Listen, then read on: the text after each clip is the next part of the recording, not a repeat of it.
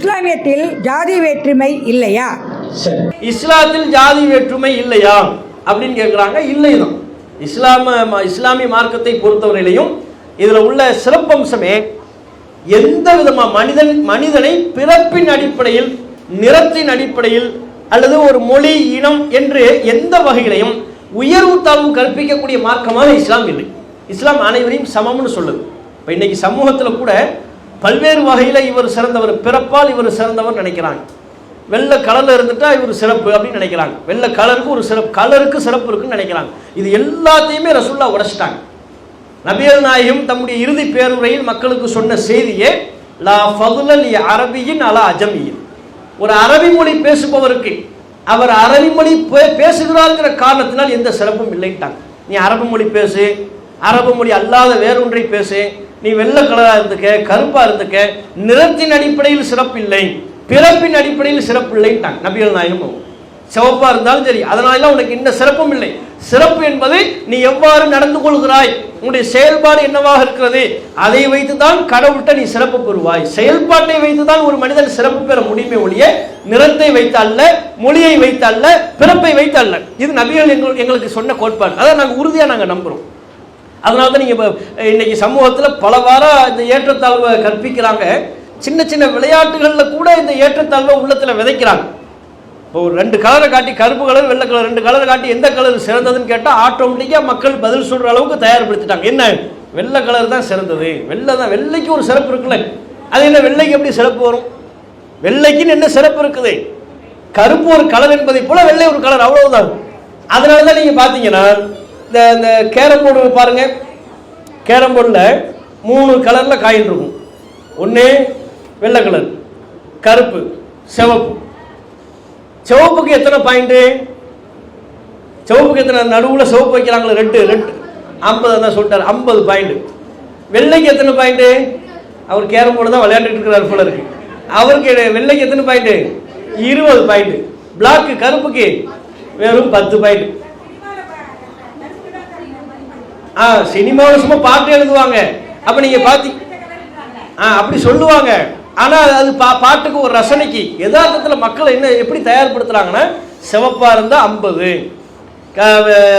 வெள்ளையா இருந்தா கூட 20, 25, கருப்பா இருந்தா மார்க் கம்மி 10 இப்படின்னு.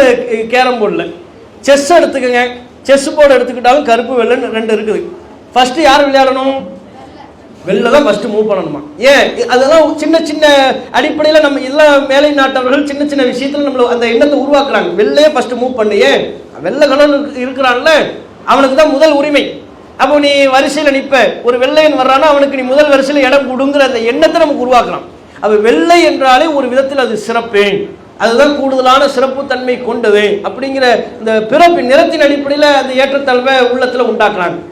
அதே மாதிரி தான் பிறப்பின் அடிப்படையும் இவர் இந்த குலத்தில் பிறந்தார்னா சிறப்பு, இந்த சாதியில் பிறந்தாங்கன்னா சிறப்பு, இந்த சாதினா அது சிறப்பு இல்லை, தாழ்வு அப்படிங்கிறாங்க. அதெல்லாம் இஸ்லாத்தில் கிடையாது. இந்த சாதிய வேற்றுமையை முற்றாக ஒழிக்கக்கூடிய மார்க்கம் இஸ்லாமிய மார்க்கம். இஸ்லாத்தில் நீங்கள் எல்லாருமே சமம். எந்த அளவுக்கு? நபிகள் நாயகம் அவங்க அரபி, பிலால் சொல்லி ஒருவர் இருந்தார், நபிகள் நாயகத்தின் தோழர். அவர் கருப்பு, அபிசினியா, கருப்பு நிறத்தில் இருப்பார், ஆப்பிரிக்காக்காரன்னு வைங்களேன். ஆனால் அவர் கருப்பு நிறம்னு பார்க்காம அவருக்கு தான் பள்ளிவாசலில் பாங்கு சொல்லக்கூடிய பொறுப்பை கொடுத்தாங்க. நீங்கள் தான் பாங்கு சொல்லணும்ட்டாங்க. காபத்துல்லாவில் எவ்வளோ உலகத்தில் இறைவனை வணங்குவதற்காக கட்டப்பட்ட முதல் ஆலயம், அந்த முதல் ஆலயம் நபிகள் நாயகத்தின் கைவசம் வந்ததற்கு பிறகு அதில் பாங்கு சொல்லக்கூடிய ஒரு பொறுப்பை ஒரு கருப்பு நிறத்தை சார்ந்தவர் கொடுத்தாங்க. காரணம் என்ன? கருப்பு சிவப்புலாம் கிடையவே கிடையாது. நம்ம தான் இப்போ பேசிக்கிட்டு இருக்கிறோம். நபிகள் அப்படி கூட வித்தியாசப்படுத்தலை. எந்த வகையிலையும் மனுஷனை இவன் உயர்ந்தவன் இவன் தாழ்ந்தவன் கற்பிக்க கூடாது. குணத்தை வைத்து மட்டும்தான், அவன் செயல்படக்கூடிய விதத்தை வைத்து தான். கருப்பா இருக்கிறான், சிறந்த செயல்பாடை கொண்டவனா இருந்தால் அவன் தான் உயர்ந்தவன். வெள்ளையா இருக்கிறான், செயல்பாடு சரியில்லை, அவன் தாழ்ந்தவன். செயல்பாட்டில் தான் ஒருவன் உயர்வு தாழ்வு கற்பிக்க முடியும். அதனால தான் நீங்கள் பாருங்க, இப்போ எல்லாருமே ஒவ்வொரு சாதியை சார்ந்தவங்களாக இருப்பாங்க. நாங்களும் அப்படித்தான். நாங்கள் தமிழ்நாட்டில் உள்ள முஸ்லீம்கள், நாங்களாம் அரபு நாட்டிலேருந்து வந்தவங்கள, எங்கள் மூஞ்சுகளெல்லாம் பார்த்தா நாங்கள் என்ன அரபு நாட்டிலேருந்து வந்தவங்க மாதிரியா இருக்கு? எல்லாம் இங்கே உள்ளவங்க தான். இங்கே உள்ள சாதி அடுக்குகளில் ஒரு அடுக்கில் தான் நாங்களும் இருந்தோம். ஆனால் எங்கள் மூதாதையர்கள் ஒரு 5 தலைமுறைக்கு முன்னால், 6 தலைமுறைக்கு முன்னால் இஸ்லாத்தை ஏற்றுட்டு இருப்பாங்க. இந்த இஸ்லாத்தினுடைய ஒரு கொள்கை கோட்பாடு பிடித்து இந்த மார்க்கத்தை, அதனால தான் நம்ம உறவு முறை சொல்லித்தானே அழைக்கிறோம். முஸ்லீம் அல்லாதவர்களை கூட மாமா மச்சான் இப்படி உறவு முறை, இந்த உறவு முறை என்பது சும்மா ஒரு பேருக்கு சொல்றதுல, உண்மையிலேயே அந்த உறவு முறையில் உள்ளதுதான். ஒரு 6 தலைமுறைக்கு முன்னாலே எங்க மூதாதையர்கள் இஸ்லாத்துக்கு வந்திருப்பாங்க, இவர் மாமா இன்னொரு மதத்தில் இருப்பார், அப்போ மாமா மச்சான்னு சொல்லக்கூடிய முறை தான் இருக்கும். அப்போ என்ன நீங்க பார்க்கணும்னா 6 தலைமுறைக்கு முன்னால நாங்கள் இஸ்லாத்துக்கு வந்துட்டோம்னு வைங்களேன். இப்போ நீங்க முஸ்லீமா இருக்கக்கூடியவர்கள்ட்ட கேளுங்க, நாங்கள் என்ன சாதியிலிருந்து இஸ்லாத்துக்கு வந்தோம்னு எங்களுக்கு தெரியாது. எந்த சாதியிலிருந்து நாங்கள் வந்தோம், எந்த மதத்திலிருந்து நாங்கள் எதுவுமே எங்களுக்கு தெரியலையே. எங்க மூதாதையர்களுக்கு தெரியாது. 6 தலைமுறைக்கு முன்னால் வந்தவங்களுக்கு வேணும்னா தெரியும், எங்க முன்னோர்களுக்கு தெரியறதில்லை. அப்போ எங்களுடைய அந்த சாதி அடையாளம் முற்றாக ஒழிக்கப்பட்டுருச்சா இல்லையா?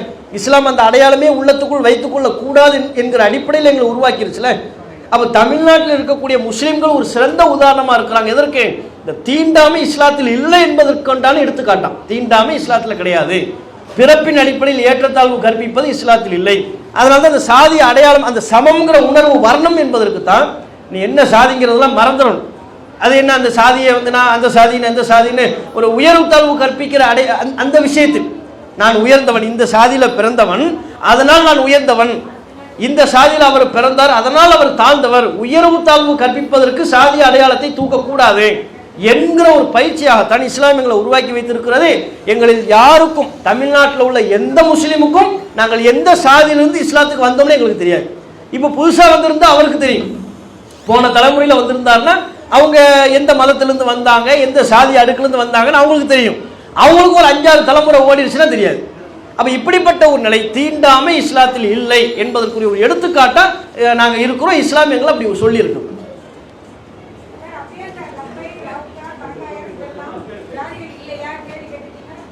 சரி, அம்மா அவங்க என்ன கேட்குறாங்கன்னா, அப்போ இதுக்கு லப்பை ராவுத்தரு மரைக்காயர் இப்படிலாம் சொல்கிறாங்கல்ல, இது ஜாதி இல்லையா? இது முஸ்லீம்கள் உள்ள பிரிவு இல்லையா? முஸ்லீம்களில் லப்பைன்னு ஒரு பிரிவுங்கிறீங்க, மரைக்காயருங்கிறீங்க, ராவுத்தருங்கிறீங்க, இது என்ன ஜாதி இல்லைன்னு சொன்னால் இது என்னன்னு கேட்குறாங்க. இதெல்லாம் என்னதுன்னாங்க, நீங்கள் தெளிவாக முஸ்லீம்களில் இந்த பிரிவுகள் இருக்கானா இருக்கு, லப்பை மரைக்காயர் ராவுத்தர்னு பிரிவு இருக்கு. இதெல்லாம் என்னென்னா குடும்ப பெயர்கள் தான். இதை வைத்துக்கொண்டு எந்த முஸ்லீமும் லப்பை உயர்ந்தவர், மரைக்காயர் தாழ்ந்தவர் இப்படி சொல்றது இல்லை. எல்லோரும் சமம்தான். லப்பை மரைக்காயர் ராவுத்தர் என்பதெல்லாம் குடும்ப பெயர்களாக மாறிவிட்டது. என்ன குடும்ப பேரு? அவர்கள் ஆரம்ப காலகட்டத்தில் செய்த தொழில்களை வைத்து அதுவே குடும்பத்தின் அடையாளமாக, அந்த குடும்பத்தின் பெயராக மாறிவிட்டது. பிற்பாடு அந்த குடும்ப பாரம்பரியத்தில் வரக்கூடியவர்களுக்கும் அந்த பெயர் தொடர்கிறது. இப்போ உதாரணமாக லப்பைன்னு யாருக்கு சொல்லுவாங்கன்னா, முஸ்லீம்களில் யார் யாரெல்லாம் மத குருவா இருந்தாங்களோ, முஸ்லீம்களில் மத குருவா இருந்திருப்பாங்கல்ல, மதத்தை பிரச்சாரம் பண்ணுறது, மதத்தை சொல்லி கொடுக்கறது, இந்த மத குருவா இருந்தால் லப்பை, அவங்களுக்கு பேர் என்ன பேர்? லப்பை. லப்பை ஃபேமிலி அப்படிங்குவாங்க. அந்த ஃபேமிலி அப்படியே தொடர்ச்சியாக வர 10 தலைமுறை 20 தலைமுறை உருண்டோடியதற்கு பிறகும் அவங்களுக்கு அந்த ஃபேமிலியில் உள்ளவங்களுக்கு அந்த வகையை சார்ந்த அனைவருக்கும் என்ன பேர் வந்து விட்டது? லப்பை. இவங்கெல்லாம் லப்பை, இவங்கெல்லாம் லப்பைன்னு சொல்லக்கூடிய ஒரு பேர் வந்துருச்சு. அதே மாதிரி தான் மரைக்காயர். மரைக்காயங்கிறது என்ன? மரக்கள ஆயர், அதான் மரைக்காயர்னு சுருகிருச்சு. மரக்களத்தில் போய் வியாபாரம் பண்ணுறது, வணிகம் பண்ணுறது, கடல் வியாபாரம் செய்தவர்கள் அர்த்தம். மரக்களத்தில் ஏறி கடல் வியாபாரம் செய்தவர் தான் மரைக்காயர். அந்த கடல் வியாபாரம் செய்த முஸ்லீம்கள்லாம் மரைக்காயர் மரைக்காயர் மரைக்காயர்னு சொல்லி அது அப்படியே அடையாள பேராக மாறி அந்த இன்னைக்கு யாரும் கடலில் போய் முஸ்லீம்கள் வியாபாரம் செய்யாவிட்டாலும் அவங்களுக்கு பேர் என்னவா போயிடும்? மரைக்காயர் அப்படின்னு வந்துடும். இதே மாதிரி தான் ராவுத்தரு, இதே மாதிரி தான் வெவ்வேறு பிரிவுகள் ஒவ்வொன்றுக்கும் அவங்க ஆரம்பத்தில் செய்த தொழில், அவங்க ஆரம்பத்தில் செய்த நிலை, இதை அடிப்படையாக கொண்டு குடும்ப பேராக ஒரு அடையாளமாக ஆனது தானே ஒழிய ஏற்றத்தாழ்வு கற்பிப்பது அல்ல. குரான் எங்கேயாவது முஸ்லீம்கள் அப்படி வகைப்படுத்துதானே கிடையாது. முஸ்லீம் எங்கேயுமே குரான் முஸ்லீம்கள் 4 வகைப்படுவர், லப்பை என்று ஒரு வகை, ராவுத்தர் மரைக்காயர் இப்படின்னு குரான் எங்கேயுமே சொல்லல. நபிகள் எப்படி எங்கேயுமே அப்படி சொல்லலை. அப்ப இந்த லப்ப மரைக்காயர் ராவுத்தருங்கிறதெல்லாம் இஸ்லாம் இந்த வகையை பிரிக்கவில்லை, வகையை ஏற்படுத்தவில்லை என்பது நம்ம முதல்ல கவனிக்கணும். இஸ்லாம் ஏற்படுத்தல, முஸ்லிம்கள் இப்படி வகைப்படுத்தப்பட்டிருக்கிறாங்க. ஒன்று. இரண்டாவது, இந்த வகைப்படுத்தல் கூட உயர்வு தாழ்வு கற்பிப்பதற்கு அல்ல. இப்ப ஏனைய சமூகங்கள்ல இந்த சாதியை சார்ந்தவர்கள் உயர்ந்தவர்கள், இந்த சாதியை சார்ந்தவர்கள் தாழ்ந்தவர்கள் வகைப்படுத்தப்படுதுல உயர்வு தாழ்வு அடிப்படையில். அது மாதிரி இங்க நீங்க யார்கிட்ட போய் கேட்டாலும் லப்ப உயர்ந்தவர், மரைக்காயர் தாழ்ந்தவர், ராவுத்தர் மேல இருக்கிறாரு, பட்டாணி கீழே இருக்கிறார் அப்படிலாம் கிடையாது. எல்லாம் ஒரே வரிசையில தான் இருக்கிறோம், எல்லாம் ஒரே தட்டில் தான் இருக்கிறோம். இப்படி அரசாங்கம் பல்வேறு சலுகைகளை கொடுக்குது, பல்வேறு விதமான உதவிகளை செய்கிறது. சிறுபான்மை சமுதாயம் வரும்போது தமிழ்நாட்டில் ஒரு 3.5% இடஒதுக்கீடு இருக்கு. அப்ப இப்படியான சில அரசின் சலுகைகளை பெறுவதற்குண்டான ஒரு அடையாள பெயர்களாகத்தான் முஸ்லிம்களை இப்படி அடையாளப்படுத்தி வச்சிருக்கிறாங்க. இவங்கெல்லாம் லெப்பை, இவங்கெல்லாம் ராவுத்தர், மறைக்காயன்னு சொல்லி அடையாளப்படுத்தி வச்சிருக்கிறாங்க. அதை நாங்கள் அப்படி தொடர்ந்து சென்று கொண்டிருக்கிறதே ஒழிய இது உயர்வு தாழ்வு கற்பிப்பதற்கு அல்ல. இப்போ ஒரு வகுப்புல மாணவர்கள் எண்ணிக்கை அதிகமாக இருந்தால் ஏ பி சின்னு பிரிக்கிறோம்ல, இது வகுப்பு ஏ, இது வகுப்பு பி அப்படின்னு பிரிப்பாங்க. ஏ பி சின்னு பிரிச்சது ஏ ஃபர்ஸ்ட்ல இருக்கிறதுனால ஏன்னு பிரிக்கப்பட்டவர்களாம் முதல் தரம்னு அர்த்தம் கிடையாது. அது வகுப்புல ஒரு பிரிவு, பி என்பது வகுப்புல ஒரு பிரிவு, அது ஒரு அடையாளம்.